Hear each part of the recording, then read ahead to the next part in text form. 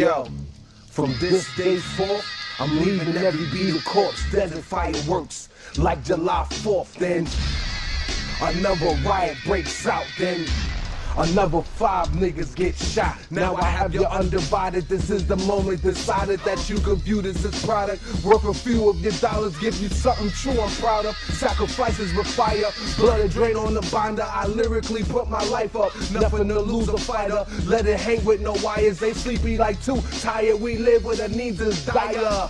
Right, city big dreams destined to fail, but I'ma win with this gin, double texting my L's. On the road to success, know the location well. They destination is defecation, so who to smell or who to blame for the we all became? Ain't prayed in a couple days, I ain't trying to preach a thing. But here's the thing with these reptilians, they slither up. Still see the creator willing wits, it lives in us. This is second childhood, my youngest productive. Listen up, I ran the aftermath of crack cover up. And I am,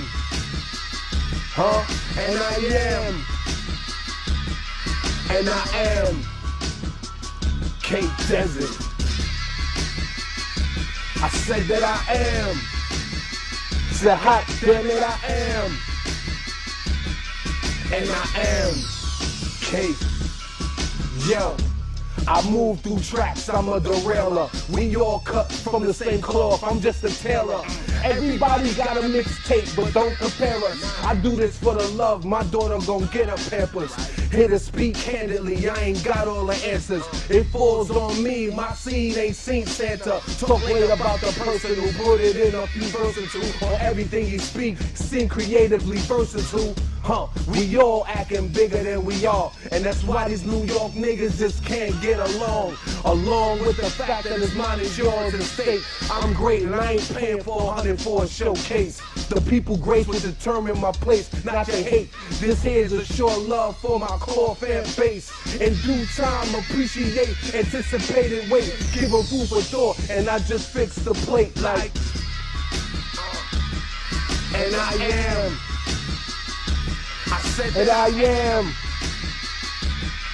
and I am Kdezit. Said God damn it I am. Said hot damn it I am, and I am Kdezit. We good. Yes. Go.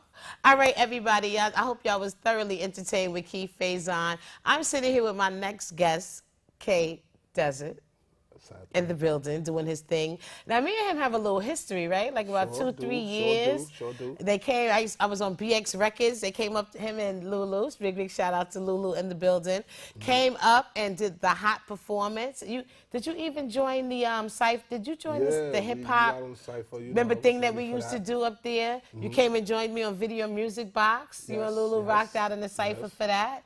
And we had some real good energy and time. I even came out to Lulu's album release party. Remember, you was there by BAM Music. Is that still the name of your organization now? BAM Music still exists. Right now, just on a whole different direction. Okay. But BAM Music always is, still is. We just also have a different vision for it. Okay, so tell them a little bit about BAM Music. That was your management company? Like, what was that for you? Well, as the lesson goes, it started with an idea. Me and a brother by the name of Billy Archibald. We thought about it. I had a. That's right, Billy. Yeah, I had a shout out to the homie. Yes. I had a mixtape idea, and he came and was like, "Yo, why don't we make that a team idea?" So, and it paid off. Got an idea. I met Lulu, and pitched my idea to her. And she was willing to be a part of it and also contribute and. Nice. The rest was history, and it kind of just built from there. Everybody contributed a major part to, I think, the name that we left for ourselves. And collectively, we just trying to just kind of leave our mark in the game and historically in the culture. So. And I like the way y'all used to move too. It's like, all right, you ask one person, hold up, I got to get back to you. I got to call the rest of the team and see what they want to do. So y'all move real tight. a lot of people, I think, respected it off of how we came in, and Yes. it was clear that we was a team. Yes. This is a unit, and you know, we here to do, you know, what we Which came I to came do, to was do. That's represent. it. That's right. And whether it was 5 or 5,000, you know, I think we all personally have a growing relationship. Nice. Right now, I'm just in the process of focusing on the second Childhood, which is the second mixtape. And Well, tell us about the first one. Now, how long has it been since you did the first one? it's been maybe a year and a half, almost Year 2. and a half. Okay. So after you released that one, you just felt like you had so much more you had to say and get out, and you Yeah. jumped right back into the next one. I'm gonna be candid. A lot of things changed this course of time, so Okay. I just kind of developed it to a place where it felt current, Okay. and just to understanding how, you know, we represented ourselves from day one. Exactly. I wanted, excuse me, not only the music but also the direction to represent something, not just a rapping, not just I just have some words I'm putting together. yeah, It has to sort of have a get some stuff out direction, there, you know. yes. It always been that for me culturally, not just, you know, putting out a hot song. So it definitely made sense for me to strategize Okay. what was the next move. Okay. And we all collectively are doing things that's still pushing us further in the culture. That's So, what's up. That's you know, important. Very It's important. definitely I always have the saying where I want to come to the table with something that's opposed to just an empty plate. That's right. So Now, how do you feel about the experience coming out? Because, I mean, some artists come out and they just focus on the music. But you came out, you did the music, you also learned a little bit about the business as far as how y'all operated together, made decisions together.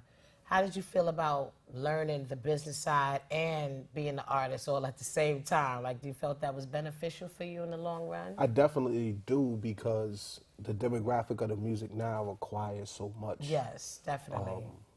When you coach it from the beginning stages and what it represented back in the days, from my perspective, it was, you know, who you are can go by word of mouth True. all over the city. True. And That's all part it of your took was a marketing, part cassette of your tape. packaging. That's right. All it took was one cassette tape, one hot DJ, and it traveled to 5 boroughs. And next thing you know, hip hop and the mecca of, you know, breaking artists was here in New York Yes, City. true. It changed. Now a lot of things are digital. A lot of things require more attention than just getting in there and just rapping. It You have to have a does. direction. You It got to have a does. vision. You got to be marketable, or as the brother said, the it factor. The it factor. You know, you got to have That's something, something that people stands can't out. even put their finger on. They don't know what it is, you know? You know, it's adapted from just being a cultural expression to a way of life. True, true. To where people that may have no idea of the lifestyle of hip hop, you know, can get to see it and feel like they are a part of it through the artist. So, you know, it's about painting a picture. Yes. Me understanding that. I think I learned a lot from understanding that it's more than just MCing. You have to understand that there's a business part of it. There's a marketing part of it. There is a strategy that's involved. You have to have a plan. True. And if you want to reach people where they believe you, you know, you got to have something to say that'll catch their attention. Exactly. It has to be a little some serious content somewhere, and it can't be all party tracks. So you came out, and music, being an artist, what pulled you in? What captured you? What made you feel like this was your path to follow? From young, I remember, you know, being 9 and almost getting in trouble emulating Dougie Fresh, trying to rap, and it was something that I enjoyed doing, and it was one of my forms of expression. I'm a little older than I may look. I like to credit myself for that. Okay. I'm from the breakdancing era, the Kwame. I don't see that. Oh, come on. Right. Come I on. know you like, Come okay, on. this Break dude dancing? is not breakdancing. No. But I used to form circles on my block. Shouts out to 183rd Morris. I can't see Let that. y'all know, yeah, if No. you go there, they'll tell you this guy used to break dance. He used to do Michael Jackson routines and all of that. Oh my gosh, Michael Jackson. Yeah, I mean, Okay. the music was something that was a part of me for a long time. Okay. Once I acquired the ability to MC, it just became something that I just enjoy, and it became therapeutic. So when did you make that discovery? You was like, how did that happen? Well, I started DJing more, and then, you know, you get around your young home boys, your home friends, and you just like, okay, you know what, let's start rapping. Play a beat, next thing you know. Don't know what you're doing, no rhythm, don't even know when to Yeah, stop you for know, air. and then the next thing you know, you take it serious. Yes. And then you get to see, and you know, people that you respect in the game. Like I was one of those guys that used to listen to Tribe Called Quest. Oh, yes. They And was then like I'll my listen favorites. to NWA. Okay. And Yeah, I was East Coast, West Coast right, too. I was used switching up to- back and forth. If it was good, it got my attention.